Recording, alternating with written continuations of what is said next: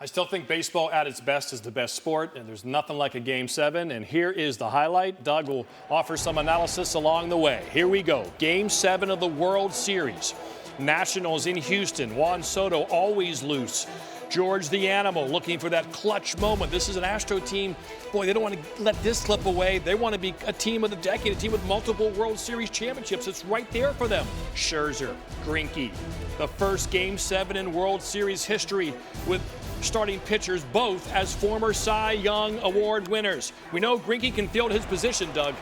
Yeah, I mean, he's five-time Gold Glove Award winner, and he was like a cat on the mound. I think there was 7 assists early on where he was hit right to him, 1-3 put out. He fielded his position exceptionally well. Scoring first so important. The Astros would score first. Yuli Gurriel takes that breaking ball and rakes it out. You know, slider that kind of Scherzer left out, it flattened out, and Gurriel has that kind of slicing front foot swing, and he got the backspin on it just to get it, and the carry took it out of the ballpark. So you want to get Scherzer out. You want to put up a big number. First and second, nobody out. Bottom of the second, this looks like a sacrifice bunt. This is not baseball in 2019, but they tried there. No, they were trying to get the runners over. You know, made sense. You have no outs. You're trying to move second and third. But Chirinos did not execute, popped it up. You're bunting, though, for a 167 hitter. He expands. He grounds out to first.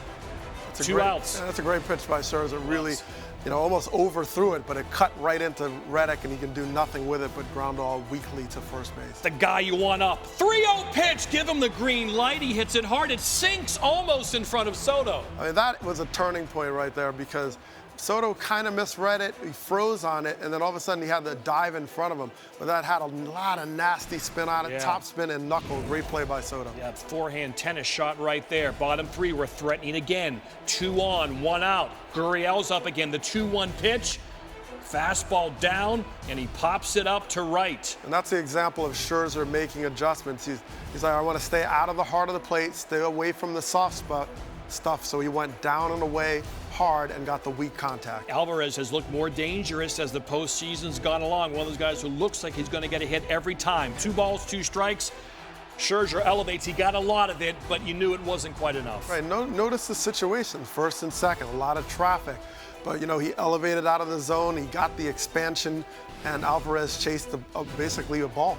What a bulldog effort from the future Hall of Famer Scherzer. Meanwhile, Greinke pitching an unbelievable game. Top of the 4th, he had command from the first inning, Doug. Absolutely, and it was all his pitches. He had a sinker going, he threw that kind of looping, slow curveball, he had a cutter going. Everything he threw had pinpoint accuracy, and the weak contact that was hit back to him, he was able to field and save the infield. So all around, this was Greinke at his best, at his Cy Young level. But Rendon's always dangerous. He homered in Game 6. Would he homer in Game 7?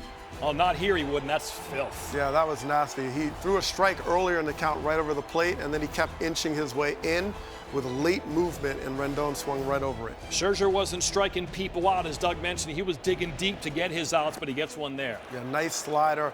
You know, once again, when you're working off the fastball and you're throwing 97 at different times, all of a sudden when you can drop that slider, it changes speeds, it keeps the hitters off balance. Took him 17 batters to get his first strikeout. That hasn't happened since he signed with the Nats. Later, again, the Astros are threatening. 2 on, 2 outs. A guy you want up. Altuve, 2 balls, 1 strike. Oh, it's a hanging curveball. He rips it well, but again, right at Robles. Right at him. I mean, that's just sort of bad luck. Altuve executed, slider was up in the zone, but he hit it right to Robles. 5th inning, 2 on, 2 outs, runners in scoring position. The Astros had every chance to break this game open, put some crooked numbers up there, but already 0 for 6 with runners in scoring position. Still a pretty good pitch to hit, and Correa hits it. Yeah, he did hang that. Now look at the pitch count. He's up to 98, 96. You know, that's a lot of traffic through 5 innings, but Max Scherzer found ways to minimize the damage. They did get to him here, but they were able to minimize this to just 1 run. Big 2-out hit, then like another one, 1st and 3rd.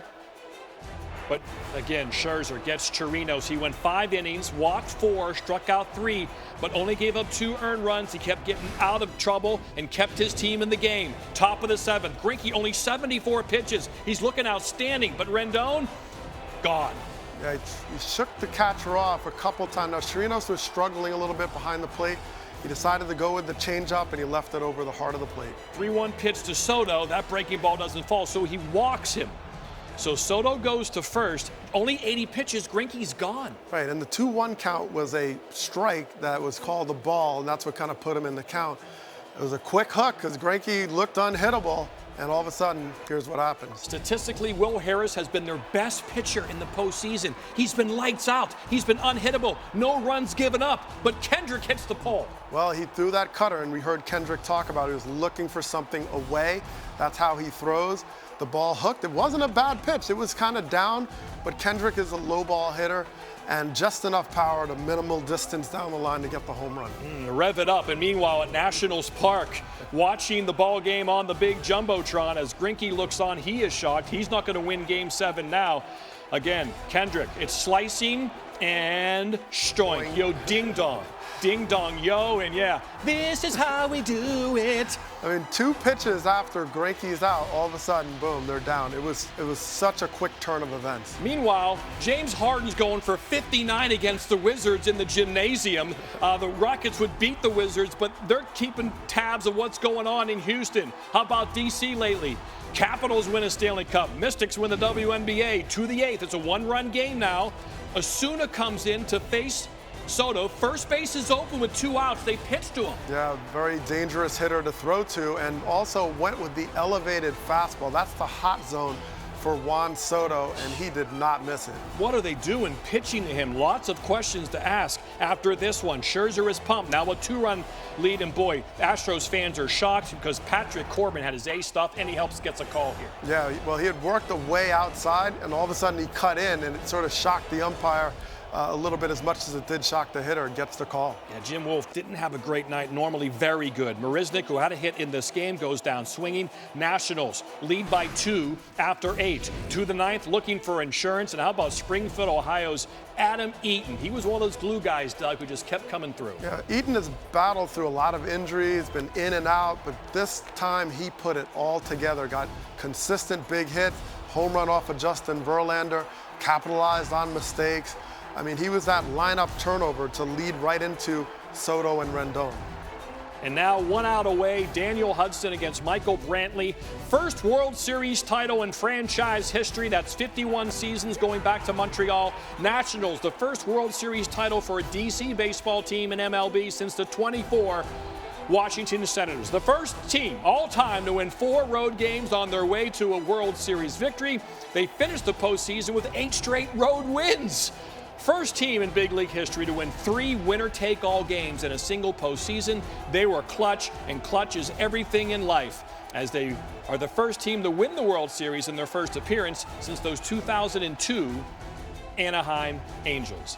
Steven Strasburg is your MVP of the World Series, but Max Scherzer gets the first interview after the highlight.